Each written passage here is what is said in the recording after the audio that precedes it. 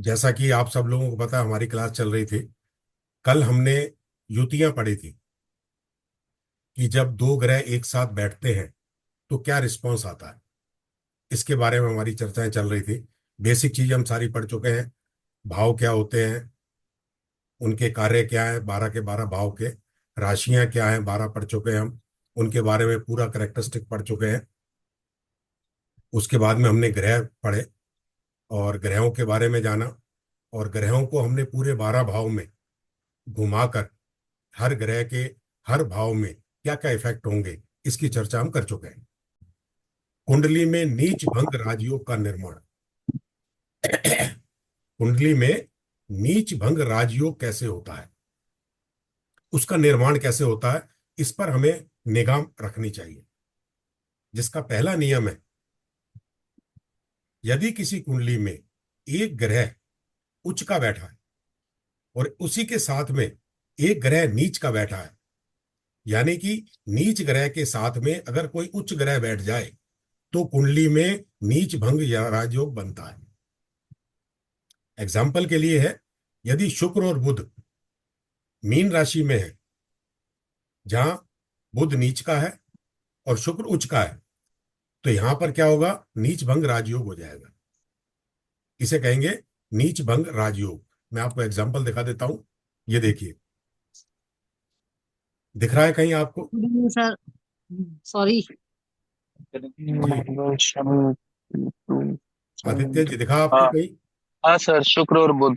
जी हाँ। पंचम में। जी हाँ, देखिए बुध नीच का है मीन राशि में, और शुक्र उच्च। शुक्र उच्च का है। यहाँ बुध के जो नीच के इफेक्ट थे वो खत्म हो गए, राजयोग बन गया, बुध बहुत अच्छा हो गया है। अच्छी बुद्धि देगा जातक को, जी बढ़िया हाँ। बुद्धि होगी उसकी, अच्छी शिक्षा होगी उसकी, बहुत अच्छा उसका साथ काम होगा। तो ये चीजें हमें देखनी होती हैं जब हम पढ़ रहे हैं।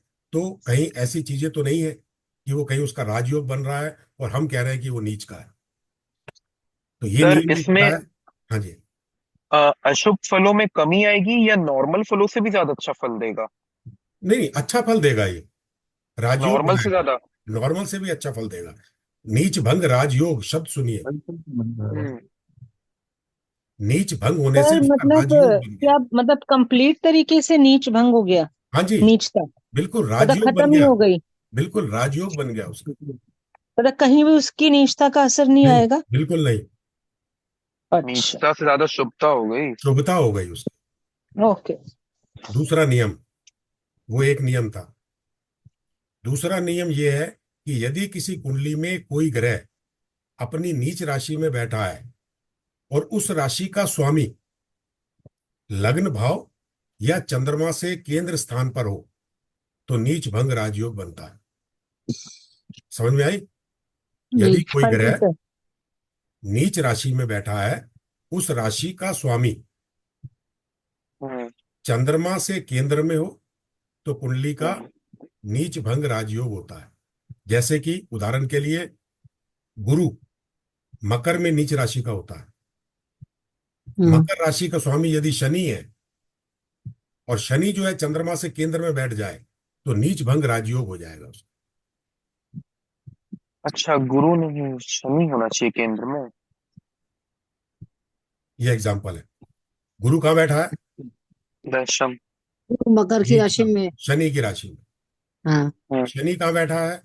चौथे भाव में, चौ- हेलो केंद्र से सर।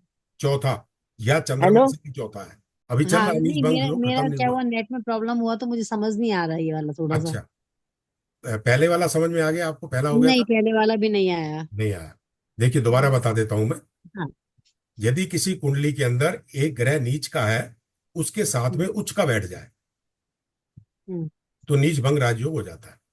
जिस तरह से एग्जाम्पल में ये दिया है, पंचम भाव में शुक्र और बुध बैठे हैं मीन राशि में, हम्म। तो एक नीच का है, एक उच्च का है, अच्छा। तो यहां नीच भंग हो गया। ओके।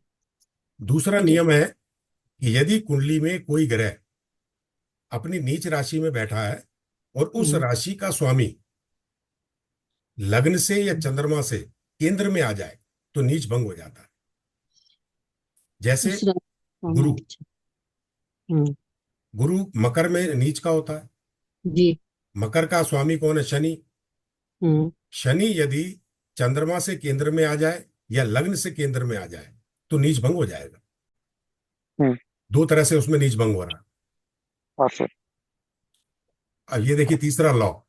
यदि किसी कुंडली में नीच ग्रह के स्वामी की दृष्टि, नीच ग्रह के स्वामी की दृष्टि किसी नीच ग्रह पर हो जाए, मतलब जो नीच ग्रह बैठा है उसके हम्म। स्वामी की दृष्टि भी उसी के ऊपर पड़ रही हो, उसी स्वयं पर, तब भी नीच भंग राजयोग होता है। एग्जाम्पल मैं आपको दिखा देता हूं इसका। ये देखिए, चंद्रमा अष्टम भाव में वृश्चिक राशि में बैठा है। हम्म। हम्म। इसका स्वामी कौन है? वृश्चिक मंगल। राशि का स्वामी है ये मंगल। मंगल। मंगल मंगल। कहाँ बैठा है? दूसरे मंगल दूसरे भाव बैठा है दूसरे शुक्र। स्थान में। दूसरे भाव में। दूसरे हम्म। भाव में है। और देख किसको रहा है? इसी को। चंद्र। अच्छा। चंद्रमा नीच के चंद्रमा के राशि का स्वामी उसी को देख रहा है, ठीक है। तो नीच भंग हो गया। ठीक है। आई समझ में? ना आ गई। सर ये आपकी कुंडली है ना? हाँ, ये मेरी कुंडली है। यहाँ नीच भंग राजयोग हो गया।